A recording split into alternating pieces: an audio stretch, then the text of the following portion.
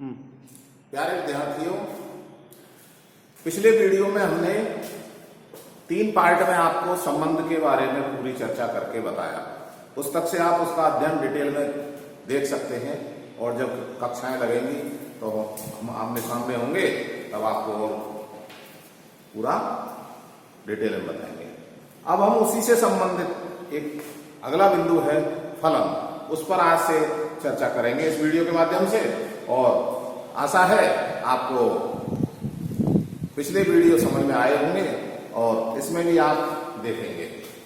फलन यानी फंक्शन, ये भी एक संबंध ही है, एक विशेष प्रकार का संबंध है फलन। जो संबंध की हमने चर्चा की आपके सामने पिछले 3 वीडियो में, उसमें से एक विशेष प्रकार का जो संबंध है वही फलन है। तो फलन और संबंध में ज्यादा अंतर नहीं है, लेकिन इसमें एक विशेषता आ जाती है। वो विशेषता क्या है वो परिभाषा से आपको पता लगेगा। फलन को हम स्मॉल अल्फाबेट जैसे एफ, जी, एच, फाई, साई आदि से दर्शाते हैं। फलन को प्रतिचित्रण भी कहते हैं, मैपिंग। अब इसकी परिभाषा तो देखो, ऐसा संबंध हमने चर्चा की पहले, तो अब इसमें फलन में ये संबंध ही है, लेकिन कैसा है? ऐसा संबंध जिसमें समुच्चय ए का प्रत्येक अवयव का संबंध समुच्चय बी के एकक अर्थात अद्वितीय अवयव से हो, तो वह संबंध फलन कहलाता है। अब फलन को दर्शाते कैसे? जैसे संबंध को दर्शाते थे वैसे इसको दर्शाते हैं। अब इसको फलन f को समुच्चय a से b में यदि परिभाषित है तो f a tends to b, f a से b में एक फलन है, f maps a into b, f a से b में एक प्रतिचित्रण है। इस तरह से इसको हम पढ़ते हैं, लिखते हैं।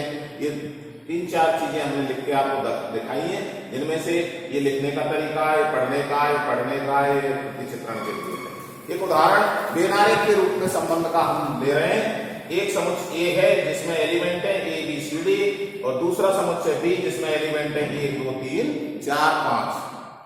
तो अब इसमें देखिए ए से बी में एक संबंध एफ फलन है।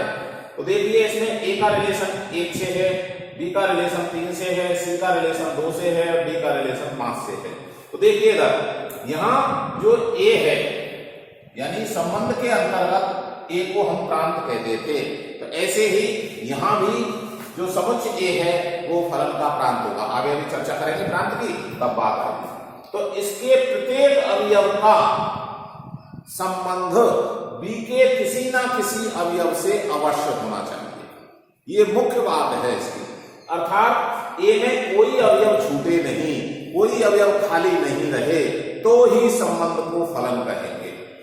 अब यदि हम ऐसे करें, एक और उदाहरण के द्वारा देखें, तो ए बी सी डी 1 2 3 4 5, तो ए का संबंध 4 से और बी का संबंध 1 से और डी का संबंध 5 से। ये यदि हम इसको फलन कहना चाहें तो ये फलन नहीं होगा, ये संबंध ही रह जाएगा। कारण क्योंकि जो प्रांत है, प्रांत का जो एक अवयव है उसका इसमें कोई भी अवयव से रिलेशन नहीं है, अर्थात ये है फलन, यह संबंध फलन नहीं है। ये प्रत्येक अवयव से। अब इसमें कुछ बातें हम वैसे समझ सकते हैं, अर्थात अब जैसे हमने संबंधित किया बेनारे के रूप में, तो एक तीर का निशान निकल रहा है, यानी एक प्रत्येक अवयव से एक तीर का निशान निकले और बी के किसी भी अवयव में जाके लगे तीर, बी के किसी भी अवयव में जाके लगे, इससे हमें ज्यादा सरोकार नहीं है। लेकिन ए में से तीर निकलना चाहिए, ए के प्रत्येक अवयव में से, और ए के प्रत्येक अवयव में से केवल और केवल एक तीर निकलना चाहिए। तो परिभाषा के अनुसार समुच्चय ए का प्रत्येक अवयव बी के एकक अद्वितीय अवयव से रिलेटेड हो, अर्थात एक ही तीर का निशान इसमें से निकले और किसी भी अवयव को जाकर लगे, और इसमें से ऐसा कोई खाली नहीं रहे जिसमें से कोई तीर का निशान नहीं निकले, तो वो फलन नहीं होगा।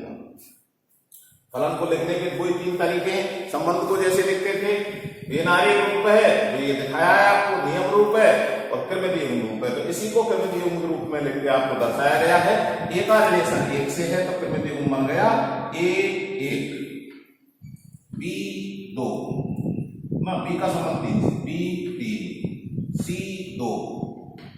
डी 5। तो इस तरह से 5 त्रिमितीय रूप हो गए। इसमें एक्स आर वाई रूप में नहीं होता है।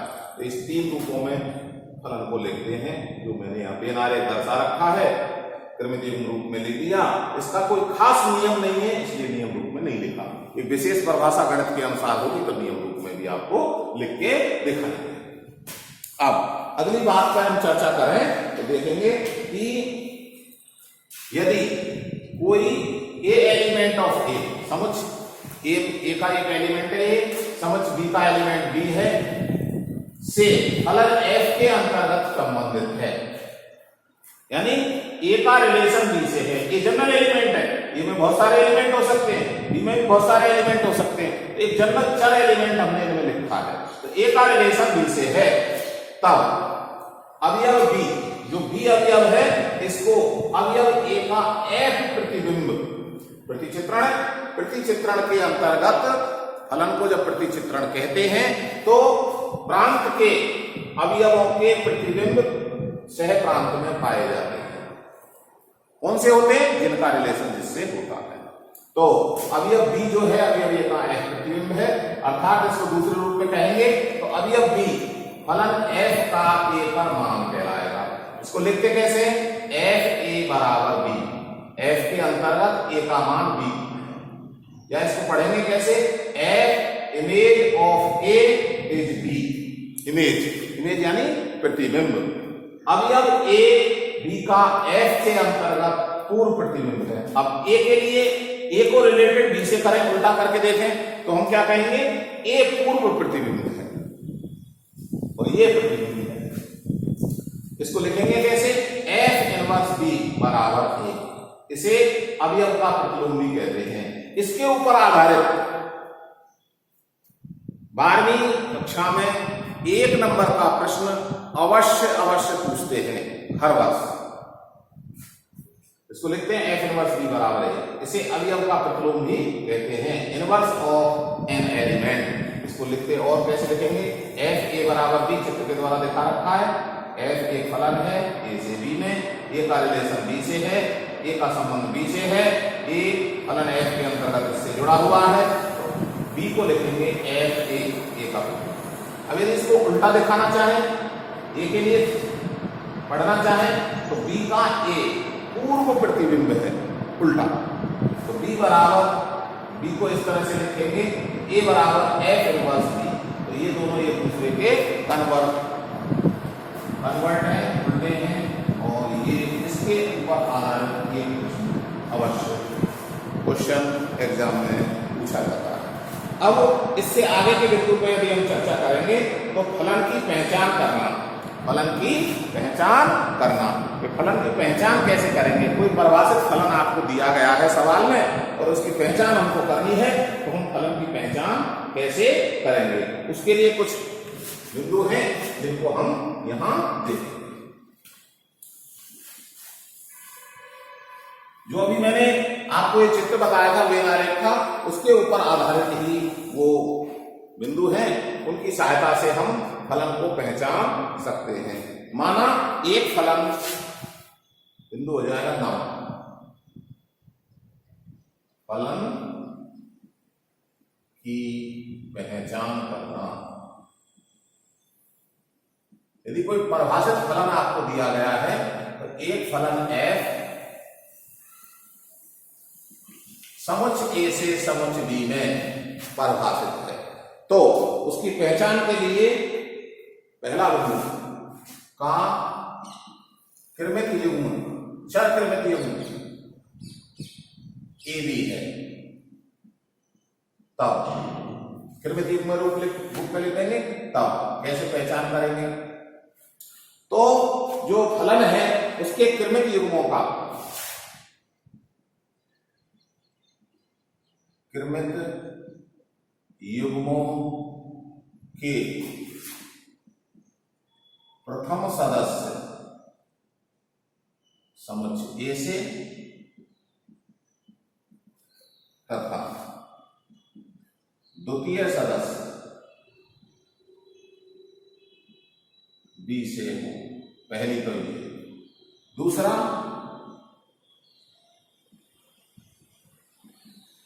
तृतीय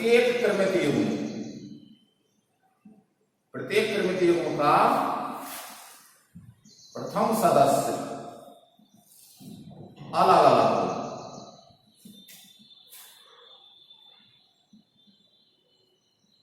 अर्थात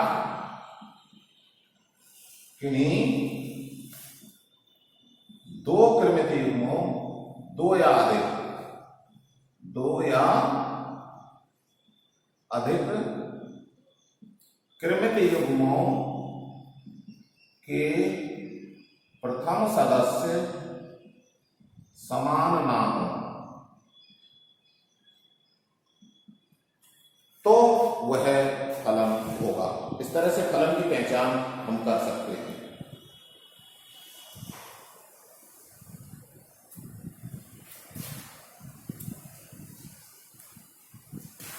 तीसरी शर्त है समुच्चय ए का प्रत्येक अवयव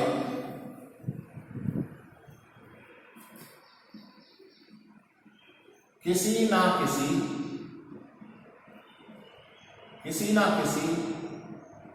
कृमित युग्म का सदस्य अवश्य हो। तो इन तीन बिंदुओं को यदि हम ध्यान से पढ़ के समझेंगे तो हम फलन की पहचान कर पाएंगे। एक उदाहरण यदि हम लिखें तो इसमें उसकी पहचान के लिए हम आपको बताएंगे। तो कृमित युग्मों के प्रथम सदस्य एक हों और द्वितीय सदस्य एक युग्म में साधारण सी बात संबंध में भी हुआ करता था। ऐसे प्रत्येक कृमित युग्म का प्रथम सदस्य अलग अलग, प्रत्येक कृमित युग्म का प्रथम सदस्य अर्थात किन्हीं दो या अधिक कृमित युग्मों के प्रथम सदस्य समान नहीं, अलग अलग। तीसरी बात समुच्चय जो ए है, प्रांत है ए से बी में परिभाषित है, ए का प्रत्येक अवयव रिलेटेड होना चाहिए बी के किसी न किसी अवयव से। ये है इसका समुच्चय ए का प्रत्येक अवयव किसी न किसी कृमित युग्म का सदस्य अवश्य हो। अर्थात ए के प्रत्येक अवयव से बेनारेख के रूप में लिखते समय एक तीर का निशान जरूर निकले, कोई खाली अवयव ना बचे।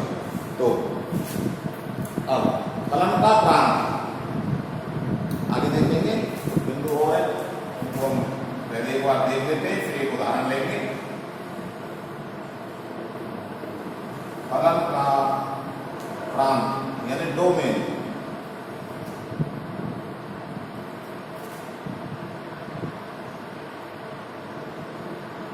फलन का सहप्रांत यानी कोडोमेन,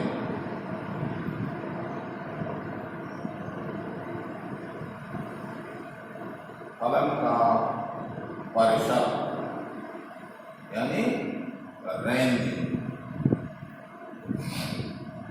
तो फलन का जो प्रांत है यदि फलन f a से b में परिभाषित है, इसी के ऊपर आधारित है, तो इसमें समुच्चय a होगा पूरा। इसको कहेंगे पूर्व प्रतिबिंबों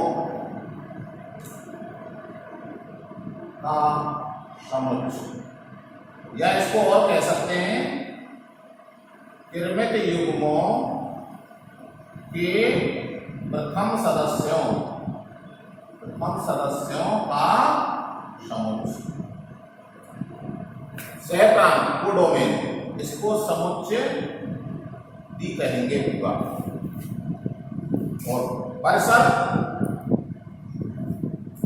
समुच्चय बी के उन अवयवों का समुच्चय,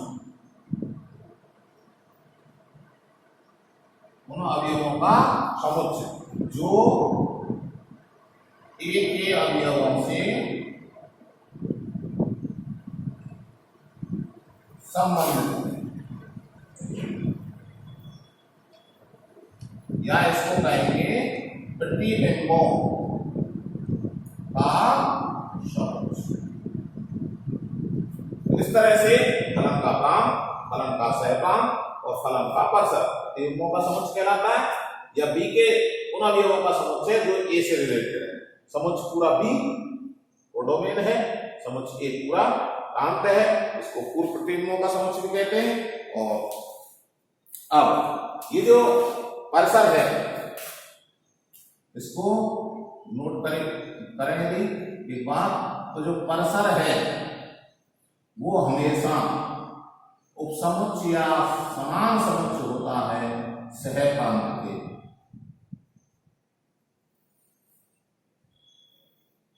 परसर जो होता है वह सहप्रांत का उपसमुच्चय या समान समुच्चय होता है। अब वो बातें मैंने आपको बताई थी कि समुच्चय एक अवयव के दो प्रतिबिंब या अधिक प्रतिबिंब नहीं हो सकते, अर्थात ए में से दो, एक एक किसी भी अवयव में से दो या अधिक तीर के निशान नहीं निकलेंगे, केवल एक निकलेगा। अब एक उदाहरण लेंगे और उसकी सहायता से समझेंगे। बेन आरेख की सहायता से एक बार थोड़ा सा और बताएं। इसमें बेन आरेख से किस तरह से हम इसको रिलेटेड कर सकते हैं ये आपने देख लिया है। तो बेन आरेख में देखिए, बेन आरेख की सहायता से बिंदुओं को थोड़ा सा क्लियर करेंगे तो और थोड़ा ध्यान में आ जाएगा। तो देखिए, एक फलन f समुच्चय A से समुच्चय B में परिभाषित है। इसमें कुछ एलिमेंट ले लिए,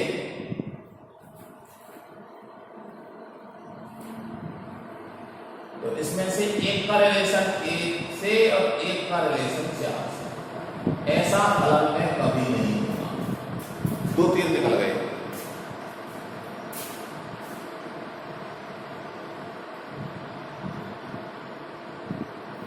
दूसरी स्थिति बता चुके हैं पहले, एक फलन f है,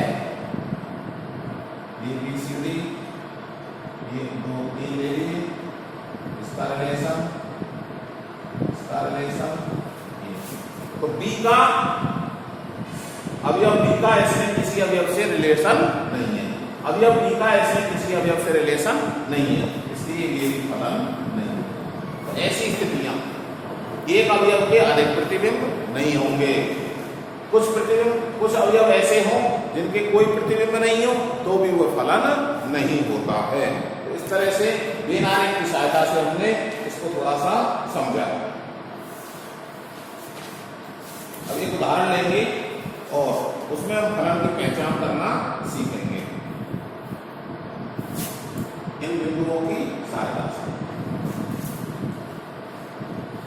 उदाहरण लिख देते हैं इसमें, फिर उसमें आपसे चर्चा करके देखेंगे कि कौन से फलन हैं। एक समुच्चय है A जिसमें एलिमेंट है 0 1 2 3।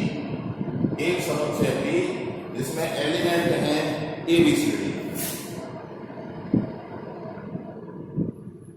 अब एक फलन F1, एक फलन F2, एक फलन F2, इसमें कुछ फलन हमने परिभाषित करके लिखे हैं।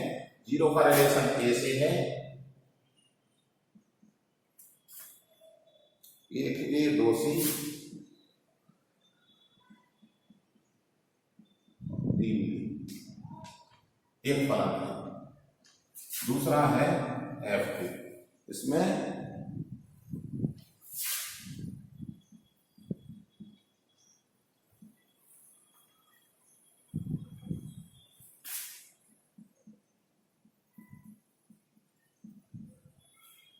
एक समान लिख देंगे।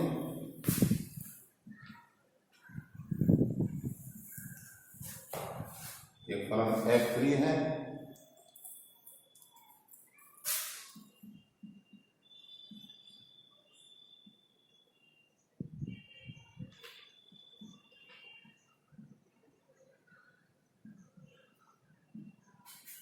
एक F4 फलन है। इसमें देखेंगे 0 का D से, 1 का C से, 2 का C से और 3 का D से। अब इन चार फलनों, चार उदाहरण हमने लिखे हैं, इस पर हम चर्चा करेंगे तो हमारे ध्यान में आएगा कि कौन कौन से फलन हैं और कौन कौन से फलन नहीं हैं। तो इस पर हम देखेंगे। तो देखिए, इसमें 4 एलिमेंट है 0 1 2 3 4 ABCD। अब फलन की जो पहचान की परिभाषा, फलन की परिभाषा और पहचान के बिंदु हमने लिखे परिभाषा के अनुसार ही लिखे हैं। उससे यदि हम देखेंगे तो पहली बात, एक जो समुच्चय है वो प्रांत है, इसके 4 एलिमेंट है, तो ये चारों एलिमेंट किसी ना किसी कृमित युग्म के सदस्य अवश्य होंगे। ऐसा देखेंगे पहले 0 है, 1 है, 2 है, 3 है, तो ये ए से, और फिर पहले जो अवयव है ए के हैं, दूसरे अवयव देखेंगे बी के हैं, बिल्कुल। तो ये फलन संबंध है। अब फलन देखने के लिए ये अलग अलग हैं, बिल्कुल। तो और प्रत्येक सदस्य अवयव है किसी ना किसी कृमित युग्म का, इसलिए ये फलन है। अब इसमें देखेंगे, इसमें 0, 1, 2, 3 और 0। तो यहां देखेंगे इस कृमित युग्म में और इस कृमित युग्म में प्रथम सदस्य 0 है, अर्थात एक अवयव का रिलेशन 2 एलिमेंट से हो गया, इसलिए यह फलन नहीं है। क्यों? क्योंकि 2 कृमित युग्म का प्रथम सदस्य समान है, तो ये फलन नहीं है। अब इसको देखेंगे, इसमें 0 है, 1 है, 3 है, जबकि 2 नहीं है। जो 2 ए प्रांत है, इसका अवयव है, ये किसी कृमित युग्म का सदस्य नहीं है, इसलिए यह भी फलन नहीं है। अर्थात ए के सभी अवयव किसी ना किसी कृमित युग्म में अवश्य होना चाहिए। अब इसमें देखेंगे 0 है, 1 है, 2 है, 3 है, 4 हो गए, डी है, सी है, सी है, बी है, हो गया। तो इस तरह से ये भी फलन है। तो ऐसे हम जो बिंदु हैं और जो बेन आरेख का चित्र था, तीर के निशान निकलते हैं, कैसे लगते हैं, कितने का कितने प्रतिबिंब हो सकते हैं, उसकी सहायता से देखकर हम फलन की पहचान कर सकते हैं। अब अगला बिंदु है अचर फलन। तो अचर फलन का मतलब क्या है? अचर फलन का मतलब है कि सभी जो बिंब है या सभी जो प्रांत के अवयव हैं, उनका केवल एक ही प्रतिबिंब हो। एक ही का मतलब उनका रिलेशन केवल प्रांत के सहप्रांत के एक अवयव से ही हो, तो अचर फलन कहलाता है।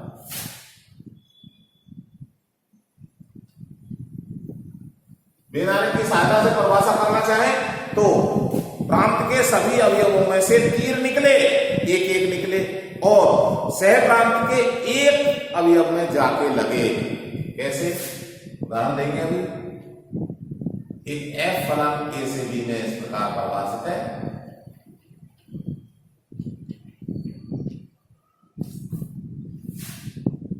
इस प्रकार परिभाषित है कि समुच्चय ए के प्रत्येक अवयव का समुच्चय बी में केवल एक प्रतिबिंब हो, एक प्रतिबिंब, अर्थात एक अवयव से ही, एक ही अवयव से संबंध हो, तो वह अचर फलन कहलाता है। यदि बेन आरेख की सहायता से हम देखना चाहें तो 1, 2, 3, 4, 5 समुच्चय ए के अवयव ले लिए, बी के हमने ए बी सी डी ले लिए, तो सबके तीर के निशान एक में जाके लगे, अर्थात ये स्थिर है। स्थिर यानी सबका रिलेशन एक ही एलिमेंट से है, तो एफ कैसा फलन कहलाएगा? अचर फलन कहलाएगा। तो सबके प्रति ये अचर फलन। अब इससे अगला है तत्समक फलन। तो तत्समक फलन में एक ही समुच्चय पर परिभाषित होता है कोई संबंध या फलन, और स्वयं का स्वयं से संबंध होता है केवल।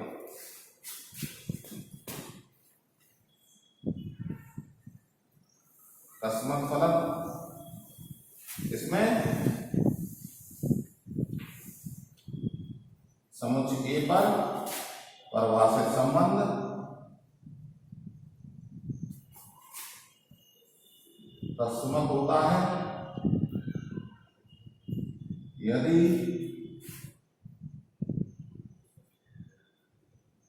प्रत्येक अवयव स्वयं से संबंधित हो।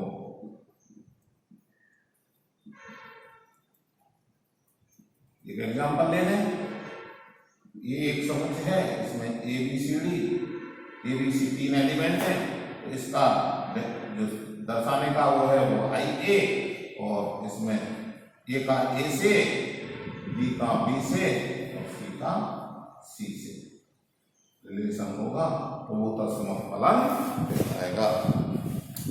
तुल्य फलन। तीसरा तुल्य फलन। तुल्य फलन दो फलन है, दो फलन तुल्य फलन होते हैं।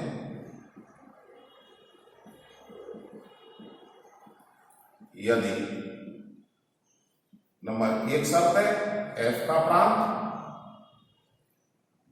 बराबर g का प्रांत,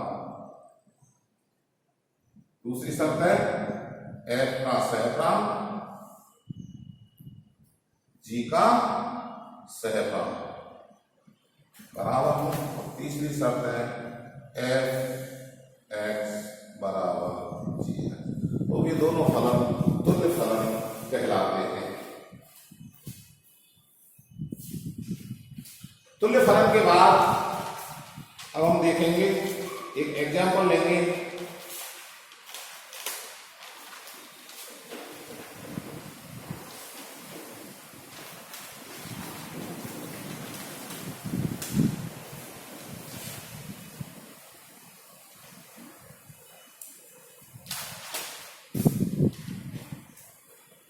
इस तरह से अचर, तत्सम और तुल्य फलन तीनों पूरे हुए। अब एक उदाहरण के द्वारा तुल्य फलन को और दिखाएंगे।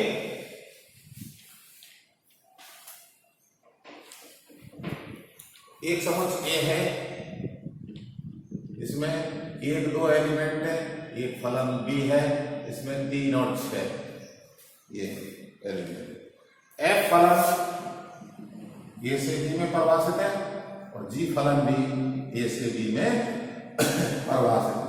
fx की परिभाषा x² + 2 है और gx की परिभाषा 3x है। यहाँ x a में से लिया जाएगा और यहाँ भी x a में से लिया जाएगा। इस तरह से ये दो फलन, तो एक के लिए मान निकालें, 1 का वर्ग 2, 1 + 2 3, यानी 1 का रिलेशन 3 से हो गया। f2 2 का वर्ग इस परिभाषा में लिखेंगे, इसमें 4 + 2 यानी 6, देन 2 का रिलेशन 6 से, और g1 निकालेंगे तो 3 गुणा 1, इसकी परिभाषा ये है, तो 3 1 का रिलेशन 3 से हो गया, तो g2 तो 3 गुणा 2 यानी 6, देन 2 का रिलेशन 6 से। इस तरह से f को लिखना पड़ेगा, क्रमिक रूप लिखेंगे क्रमिक रूप के रूप में, 1 का रिलेशन 3 से और 2 का रिलेशन 6 से। तो ऐसे g को लिखेंगे, g फलन को, तो 1 का रिलेशन 3 से और 2 का रिलेशन 6 से। इस प्रकार अभी हम मिलाएंगे, तो f का प्रांत और g का प्रांत बराबर a, f का सहप्रांत g का सहप्रांत b, और fx बराबर gx बराबर 3 और 6। ये 3 आ गया, इसका 6 आ गया, इसका 3 आ गया, इसका 6 आ गया, अर्थात परसत। तो ये तीनों शर्तें पूरी हो गई, इसलिए f और g तुल्य फलन। एक प्रतिलोम अवयव का और एक उदाहरण निकालेंगे हम, तो ये आपकी समझ में आ गया होगा। एग्जाम्पल किताब में भी देख सकते हैं आप।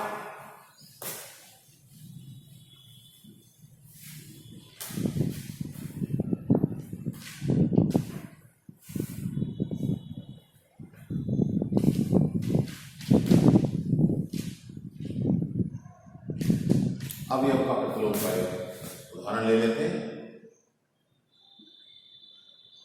अवयव का प्रतिलोम जो हमने देखा था, f a से b में परिभाषित एक संबंध है,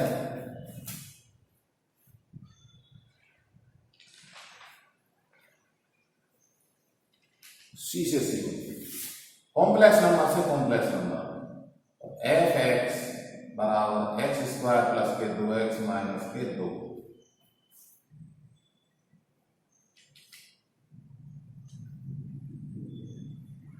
या एक्स स्क्वायर माइनस 1। अब इसमें एफ इनवर्स 8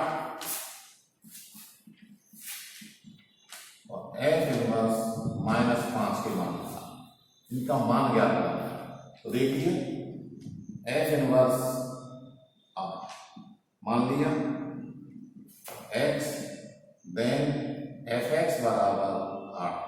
एफ एक्स की परिभाषा अनुसार मान ये है for every X element of C. तो एक्स स्क्वायर माइनस 1 बराबर 8, देन एक्स स्क्वायर बराबर 8 प्लस 1 एक्स स्क्वायर बराबर 9।